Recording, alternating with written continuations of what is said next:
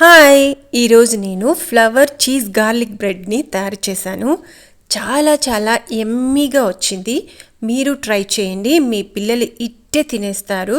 చాలా tasty and క్రంచీగా వచ్చింది. అందుకే నేను మీకు షేర్ చేస్తున్నాను. సరే మరి మీరు లైక్ చేసి మీకు ఇష్టమైన వాళ్ళకి షేర్ చేసి నా ఛానల్ని సబ్స్క్రైబ్ చేయండి. ముందుగా గార్లిక్ని తీసుకొని ఇలా చిన్నగా కట్ చేసి పక్కన ఉంచుకోండి. తర్వాత వాష్ చేసుకున్న కొత్తిమీరని తీసుకొని ఇలా సన్నగా చాప్ చేసుకొని గార్లిక్లోకి యాడ్ చేసుకోండి. కొత్తిమీర చాలా టేస్టీగా ఉంటుంది. ఇలా సన్నగా కట్ చేసుకోండి. తర్వాత బటర్ని తీసుకొని రూమ్ టెంపరేచర్ వచ్చే వరకు పక్కనుంచి ఇందులోకి యాడ్ చేయండి.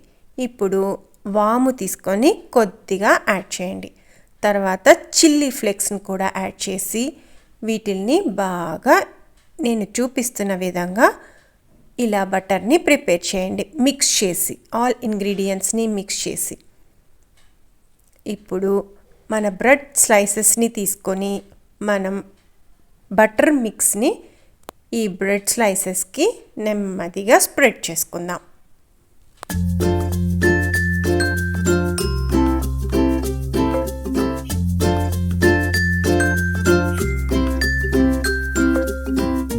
మన ఛానల్లో పోషణ సిరీస్ మీకు ఎలా ఉంటున్నాయి? ఇంకా కొన్ని రోజులు పోషణ సిరీస్ని కంటిన్యూ చేద్దాం అనుకుంటున్నాను. మీ అమూల్యమైన అభిప్రాయాల్ని నా కమెంట్స్ రూపంలో తెలియజేస్తారుగా. సరే మరి మనం మిక్స్ చేసుకున్న బటర్ మిశ్రమాన్ని బ్రెడ్కి ఇలా స్ప్రెడ్ చేసుకునేసి బ్రెడ్ పీసెస్కి ఇలా స్ప్రెడ్ చేసుకున్నాంగా. ఇప్పుడు మనం ఫ్లవర్ తయారు చేసుకోవటానికి బ్రెడ్కి కార్నర్లో ఇలా ఘాట్లు పెట్టుకుందాం.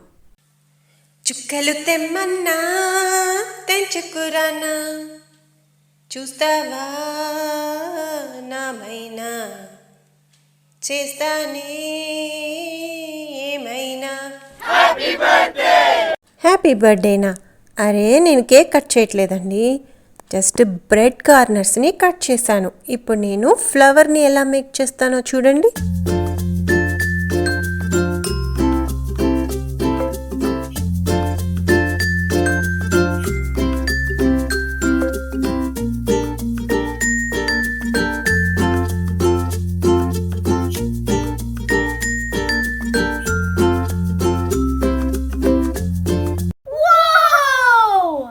పిల్లలకి ఇంట్రెస్టింగ్గా ఉండడానికి ఇలా షేప్ కట్ చేసుకొని తర్వాత ఇప్పుడు మిడిల్లో స్వీట్ కార్న్, క్యాప్సికమ్, చీజ్ ఇక్కడ యాడ్ చేసుకుందాం.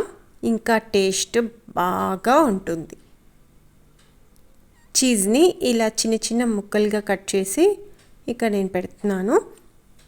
ఇంకా ఆ చీజ్ స్లైస్ని బ్రెడ్ పైన ఫస్ట్లో కూడా అలా పెట్టుకోవచ్చు. నెక్స్ట్ చూపిస్తున్నాను చూడండి.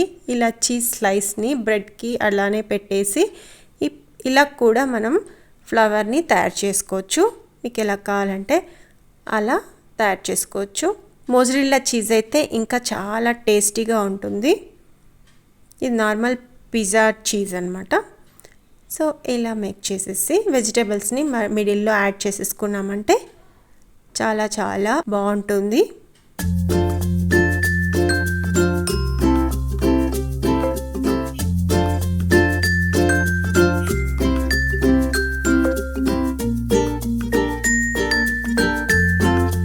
ఇప్పుడు స్టవ్ ఆన్ చేసుకొని ప్యాన్ పెట్టుకొని, ఒకవేళ మీ దగ్గర ఓవెన్ ఉంటే ఓవెన్లో కూడా బేక్ చేసేసుకోవచ్చు. నేనైతే ఇక్కడ స్టవ్ మీదే ప్యాన్కి బటర్ అప్లై చేసేసి స్టవ్ సిమ్లో పెట్టుకోవాలి. ఫస్ట్ బటర్ అప్లై చేసుకున్నప్పుడు హై ఫ్లేమ్లో పెట్టుకొని తర్వాత సిమ్లో పెట్టి బ్రెడ్ని బేక్ చేసుకోవాలి. స్టవ్ సిమ్లో పెట్టడం మర్చిపోకండి, లేదంటే మన బ్రెడ్ స్లైసెస్ మాడిపోగలవు.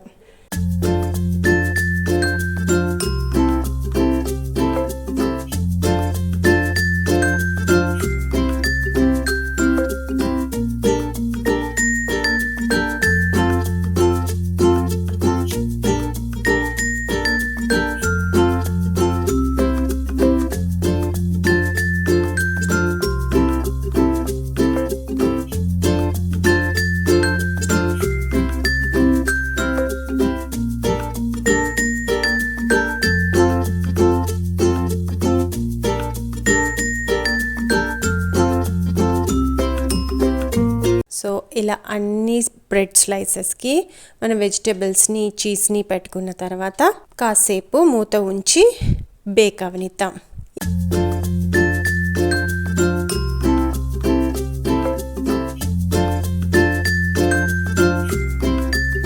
అన్నట్టు ఫ్లవర్ షేప్ని ముందుగా మీరు బటర్ని స్ప్రెడ్ చేయకముందే ఒకసారి ట్రై చేసి తర్వాత బటర్ స్లైస్ ఉన్నటువంటి బ్రెడ్ని ఫ్లవర్ షేప్ మేక్ చేయండి. ఎందుకంటే బటర్ వేసిన తర్వాత ట్రై చేశారంటే అంత ఈజీగా రాకపోవచ్చు. చూడండి, నేను మళ్ళీ ఇంకోసారి నార్మల్ ప్లెయిన్ బ్రెడ్ని ఎలా ఫ్లవర్ చేసుకోవాలో చూపిస్తున్నాను.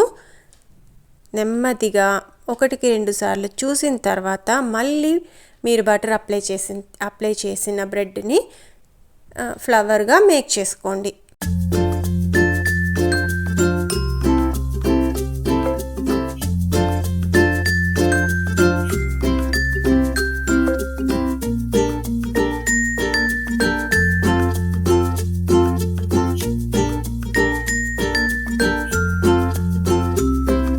ఈలోపు చూడండి, మన బ్రెడ్ స్లైసెస్ బాగా కుక్ అయిపోయాయి. కుక్ అయిందా లేదా తెలియాలి అంటే మనం పైన వేసినటువంటి స్వీట్ కార్న్ అండ్ క్యాప్సికమ్ వేసాం కదా, అవి మెత్తగా కుక్ అయిపోయి ఉంటాయి అండ్ చీజ్ కూడా మెల్ట్ అయి ఉంటుంది. చూసారా ఎంత బాగా కుక్ అయ్యాయో. ఇప్పుడు ఇలా ప్లేట్లోకి సర్వ్ చేసుకొని దీనిపైన కొద్దిగా చిల్లీ ఫ్లేక్స్ అండ్ చట్పటా చాట్ మసాలాని స్ప్రెడ్ చేసేసుకొని ఆరగించేద్దాం. చూసేయండి పూర్తిగా వీడియోని.